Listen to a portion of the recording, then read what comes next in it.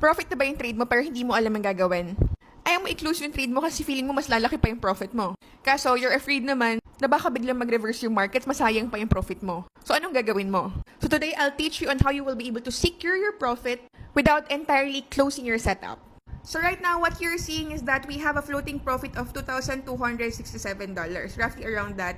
And right now, gusto ko nang kunin yung profit na to eh. Kaso, I feel like possible na bumagsak pa rin siya eh. Kasi dito sa stochastic ko, wala pa siya dito sa oversold area eh. Wala pa dito sa oversold zone. So, may potential pa tong bumagsak ng tuloy-tuloy. And if I'm gonna be checking the daily time frame, possible na magtuloy-tuloy pa rin ito bumagsak because napakalakas ng mga sellers. Ayan, di ba? They're in control right now.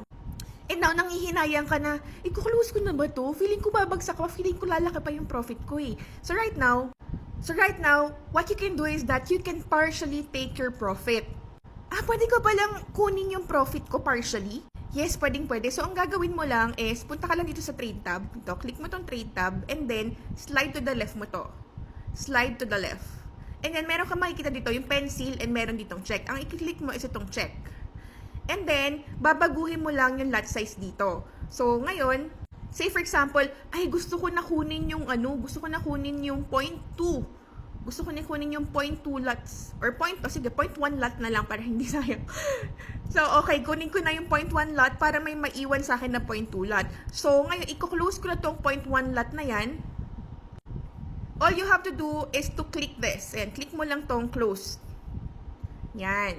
So, ngayon, kung mapapansin nyo, ang naiwan na lang dito is 0.2 lot. Hindi completely na-close yung setup natin. Nandyan pa rin tong setup na to. And nakuha na natin yung partial profit natin. So, click lang natin tong history. Na mapapansin nyo, meron ditong 0.1 over 0.3. So, ibig sabihin, na-close na yung 0.1 dito. And may naiwan pang 0.2. And then, nakuha na natin yung $714 natin today. Which is, happy na ako dun, diba? So, imagine niyo $714, computin natin. $714. Nakapag-secure na ako ng 43,000 pesos, diba? So, whatever happens dito sa trade na to, okay na ako, happy na ako kasi meron na akong 47, meron na akong 40, magkano nga yun? Sorry. Meron tayong 43,000 pesos, diba? So, not bad na. So, I'm happy na. Whatever happens in this trade, meron na akong happy na profit. So, ngayon, kung anong gagawin ko dito sa naiwan? Ngayon, possible, ang pinaka-suggest ko to manage the risk na, what if mag-reverse yung market? What if umakyat to ulit, diba? Mag-reverse siya and then umakyat siya dito sa ating resistance, diba? Kasi alam nyo naman yan si gold, minsan talaga tinatrader tayo niyan, lalo na kapag may mga major news. This coming Thursday, magkakaroon pa ng NFP, diba? What we can do is, itong SL natin, this SL, yan, this one, i-move natin yan papunta dito sa ilalim. So, iti-trail natin siya. So, ngayon, kung ang SL natin dito nasa above resistance natin, meron na tayong running profit of $1,400 na gusto na natin somehow maging risk-free. What we can do is that iti-trail natin tong SL na to. So, all we have to do is click lang natin yan and then drag natin yan dito sa ilalim. Ayan. Pwede natin i-drag yan dito. So, say for example, gusto ko na, if ever man umakyat, meron na ako $400. So, ayan siya guys. So, meron na ako $492 if ever man na umakyat siya ulit at tamaan niya yung SL ko. Secured profit yan guys. Positive profit yan.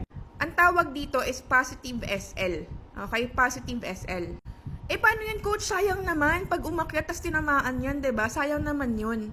So, ang ginagawa ko guys, gumagamit ako nitong ATR. Ayan. Napapansin nyo, meron ako ditong ATR which is, this is an indicator. Pwede nyo i-add yan dito. Hanapin nyo lang average true range. Hanapin nyo yan dito. Average true range. And then lalabas to.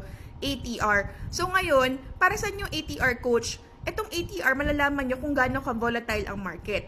Ilang pips ang ginagalaw niya, depende kung anong time frame yun. So, kung nasa 4-hour time frame tayo ngayon, ibig sabihin, gumagalaw ang market ng 362 pips every 4 hours. Kung ang market gumagalaw ng 362 pips every 4 hours, ibig sabihin, huwag mong ilalagay yung SL mo beyond 362 pips.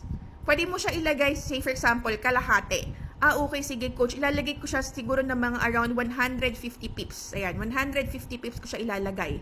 Para at least, kung gumalaw man yung market ng mga around 362 pips, hindi siya agad tatamaan. Diba? Syempre, ang goal lang naman natin dito sa Positive SL is, syempre, hindi siya tamaan. Pero, masecure din yung profit natin or masecure yung sell natin na hindi na tayo magne-negative dito or magkakaroon ng loss.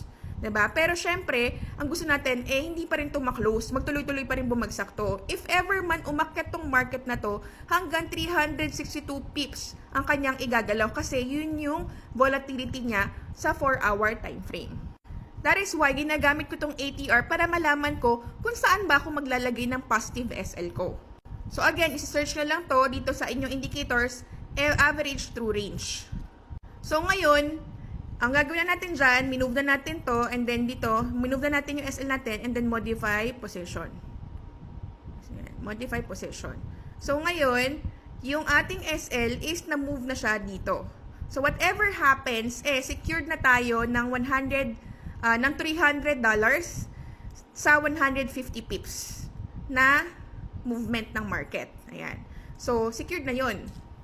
Itong price na to, umakyat man ulit dito, may 150 pips na, or $150 na tayo. Sayang naman, coach, $150, meron ka ng $1,400.